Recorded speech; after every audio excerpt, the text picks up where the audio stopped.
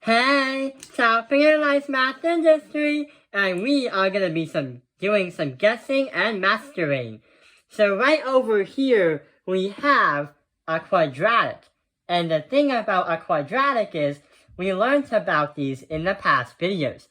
But what happens if, remember our standard form?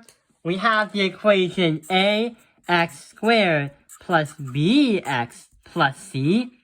The problem today is that letter A, because there seems to be a problem with this problem. That makes the problem more problematic.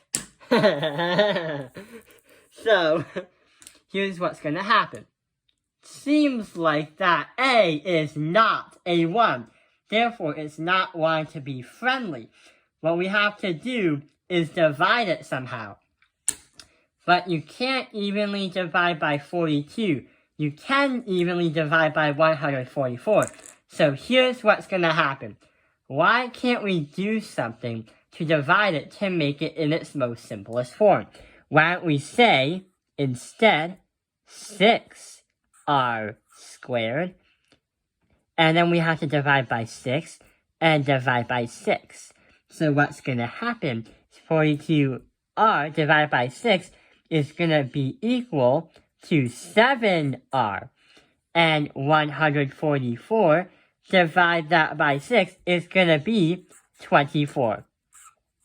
So it seems like we simplified the problem. So the first strategy that we're going to take a look at is called guessing and checking. So what we're going to do is use trial and error to try to solve out what the two solutions for r is. So let's make our factors. So what are the facts?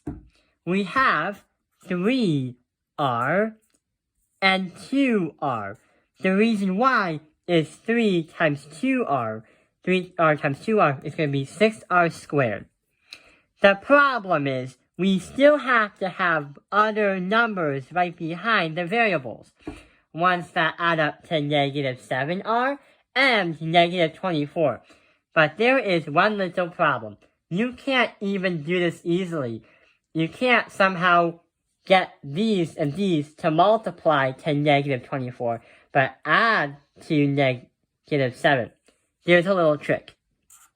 We're going to multiply this 3r all the way to this mystery number 2.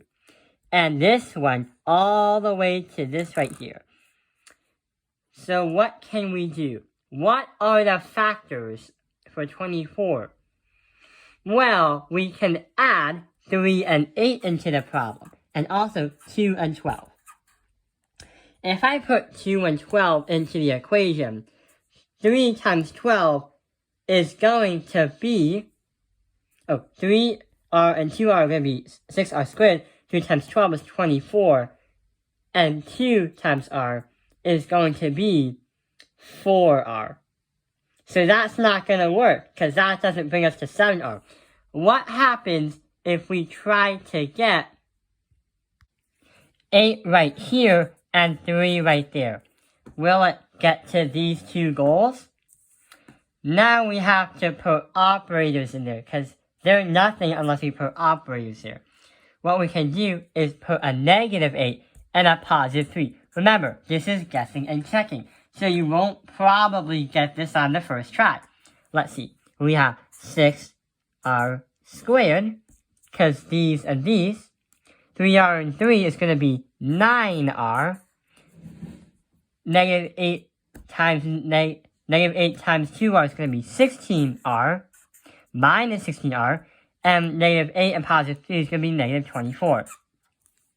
So when we do that, these two combined like terms is going to transform into a negative 7r. But also, not only that, negative 24. So we got the same thing as before. Now try to use the zero product property and get what our r's are. Get it? We can get what our r's are. So here's what's going to happen. 3r minus 8 equals 0. 2r plus 3 equals 0. Plus 8 plus minus 3 plus 8 And we're going to get 3r equals 8. 2r equals 3. Divide by 3, divide by 3, divide by 2, divide by 2. And here are our answers. X is going to equal 8 over 3. And X is going to equal negative 3 over 2. So those are our solutions. That is how we guess and check. But what happens if you don't want to guess and check? If you're too exhausted by how many trials there are? Well, if you're really the master at math, here is another strategy. So over here is another one of those strange quadratic equations. And just so you know, we pulled out the simpler version, the more simplified version of this one, so we can understand what happens next. The reason why we call this, if you want to master math, is because this is literally called the master product property. So here's what's going to happen. That X right there is going to indicate something. Your C is going to be multiplied, but your B is going to be added. And if you have an A as a number besides X, which is not, it should be 1 but not 6, we have to multiply that 6 by negative 24. So we are going to get negative 144 and also have negative 7.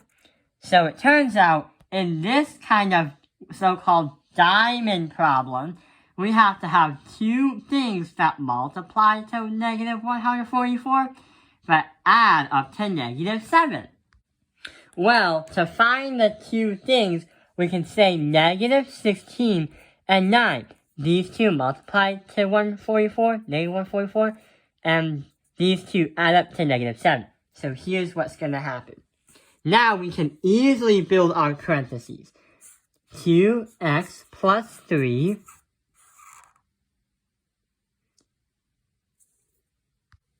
say 6x squared minus 16x plus 9x minus 24 equals 0.